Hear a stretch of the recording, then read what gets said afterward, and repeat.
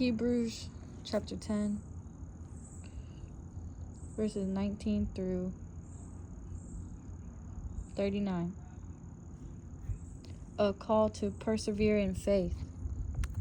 Therefore, brothers and sisters, since we have confidence to enter the most holy place, by the blood of Jesus, by a new and living way opened for us through the curtain, that is, his body, and since we have a great priest over the house of God, let us draw near to God with a sincere heart and with the full assurance that faith brings, having our hearts sprinkled to cleanse us from a guilty conscience, and having our bodies washed with pure water. Let us hold unswervingly to the hope we profess. For he who promised is faithful. And let us consider how we may spur one another on toward love and good deeds, not giving up meeting together, as some are in the habit of doing, but encouraging one another. And all the more as you see the day approaching. If we deliberately keep on sinning after we have received the knowledge of the truth, no sacrifice for sins is left, but only a fearful expectation of judgment and of raging fire that will consume the enemies of God. Anyone who rejected the law of Moses died without mercy on the testimony of 2 or 3 witnesses.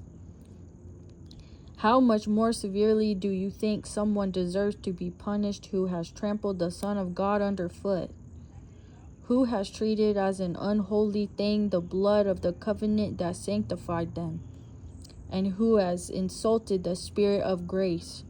For we know him who said, "It is mine to avenge, I will repay." And again, "The Lord will judge his people." It is a dreadful thing to fall into the hands of the living God. Remember those earlier days after you had received the light, when you endured in a great conflict full of suffering. Sometimes you were publicly exposed to insult and persecution. At other times you stood side by side with those who were so treated. You suffered along with those in prison and joyfully accepted the confiscation of your property, because you knew that yourselves had better and lasting possessions. So do not throw away your confidence. It will be richly rewarded. You need to persevere, so that when you have done the will of God, you will receive what he has promised. For in just a little while, he who is coming will come and will not delay. But my righteous one will live by faith, and I take no pleasure in the one who shrinks back. But we do not belong to those who shrink back and are destroyed, but to those who have faith and are saved.